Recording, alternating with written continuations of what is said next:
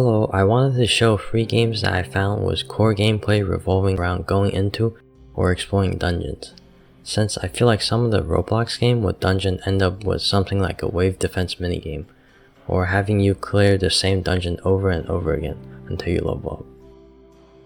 Generally in my mind, dungeons are supposed to be maze-like structures similar to an underground cave with monsters and treasures. Over the year, the concept became a bit broad, which led to different ideas such as towers and doors or entrance leading to a separate space.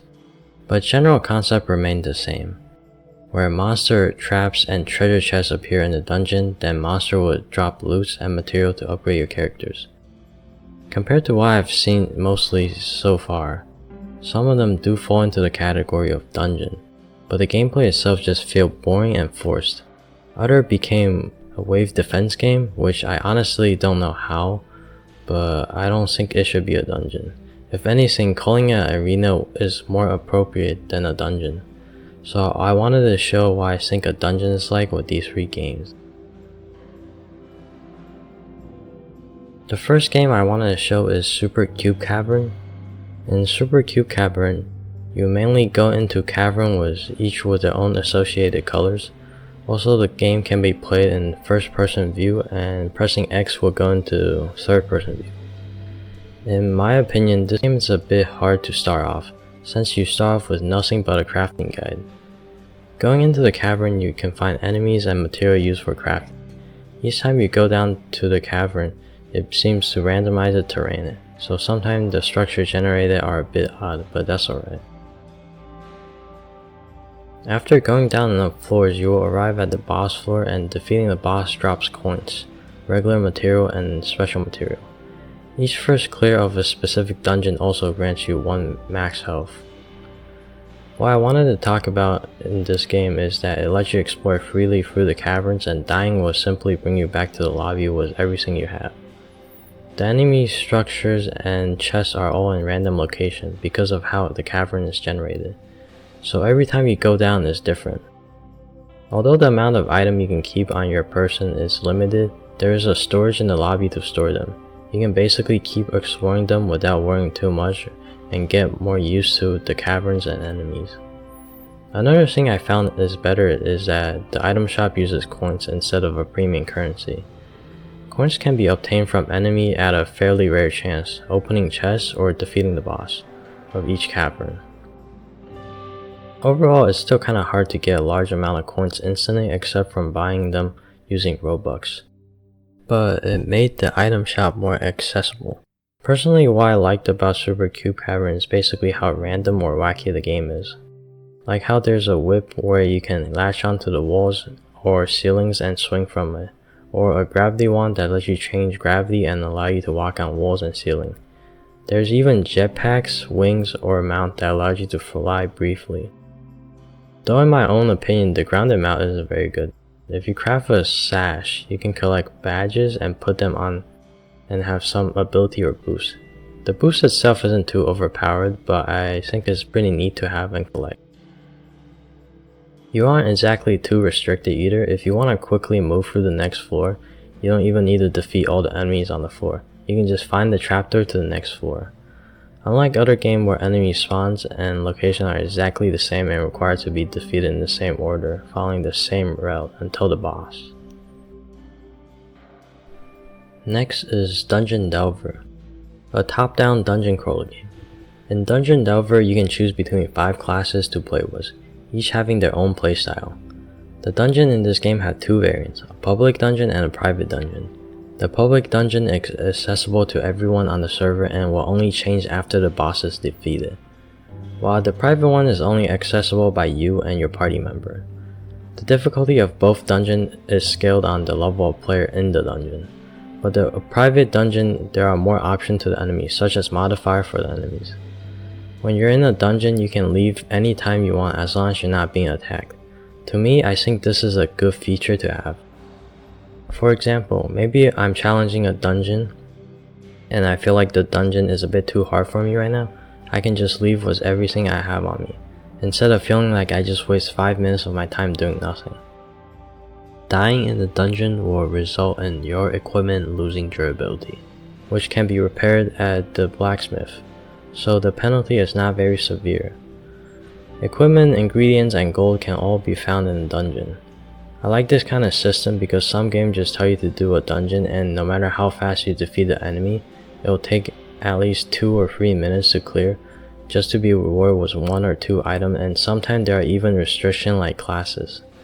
So you're potentially getting items that you can't even use in 2 minutes just to go back to the same dungeon over and over again. There's also a section outside the inn where you can go to your own house, different faction, raise, and garden. This is what I like the most about this game. While in essence the game only revolves around going into the dungeons, it expands on what you can do outside the dungeon to help you in the dungeon. For example, each of the factions you join can do different things like making potion, equipment, and gem for equipments. Another thing I like is that the private dungeon have option to set the dungeon theme to random. It makes me feel like I'm moving to different places, since a lot of the dungeon games either makes you play through the same dungeon over and over again until you reach a certain level and go to the next dungeon, or just never change. I feel like it's a lot more better for players' sanity, at least to change the scenery once in a while. The last game I wanted to talk about is Mystic Tower. Compared to other games I showed, this game is the oldest and basically no update over the year. So there are a few broken things like most wall can be walked through or you can't teleport back to the lobby. But other than that, I think the game is somewhat functional. The main objective of the game is to go up the tower. There are also different oil lamps to choose from, which each of them have their own buff, and can be stacked with other players using the same oil. For weapons, you can buy one from blacksmith using crystals, but it's quite expensive, so the weapon you use will most likely be from the tower that goes away after every run. In total, the tower has 20 floors. The 20th floor is the last, so technically 19th floor to explore, and at the 10th floor is the boss. The layout of the tower doesn't change every time you go on it. If you die at any point of the tower, you'll have to restart from floor 1. Although you can be revived by another player or using the self-revive potion, which is the orange one. I do think that the amount of things you can do is fairly limited, as most things you need come from the tower itself, like XP and crystal. But what I wanted to highlight from this game is that the concept of the tower. While the tower itself doesn't change, the environment itself is well put together. Ranging from crystal caves to city ruins, the environment changes as you go up, and in a few floors there's also walls showing how some of the cities and the tower came to be. I just think it's very cool to explore the tower while looking at how it changed as you go up, instead of how the dungeons from other games just the same repeated room one after another. What I show in these games are some of the concepts I feel is missing in a lot of the games revolving around a dungeon. These concepts are only suggestions, they are not something that is absolutely necessary. For example, in the beginning I did say that it's kind of odd for a dungeon to be a wave defense minigame.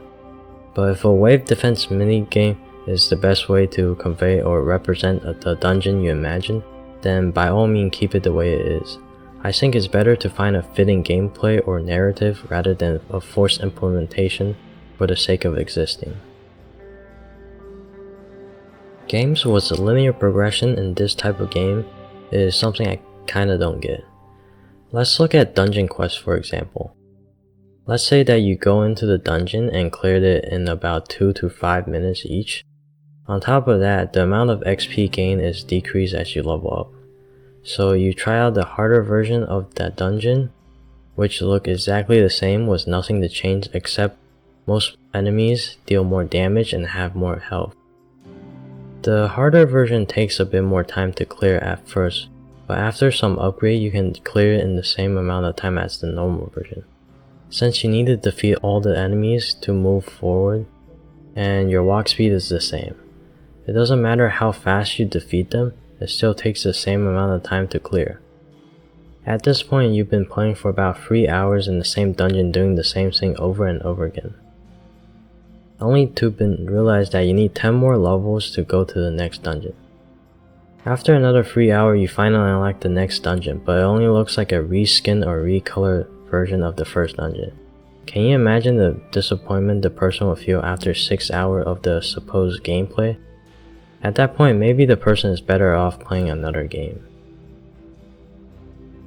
As for how these games with linear progression and simple game loop become so common, I honestly have no idea why. But personally, I think it's probably because it's easier to play and make at the same time. Since I will also think it's a waste of time to make maps or areas that don't really have a point to it, just like being empty space. Based on what I have seen so far about the dungeon games, I don't really think in the future it will change much to what we have seen so far, but you never know, maybe something fun will pop up in the future.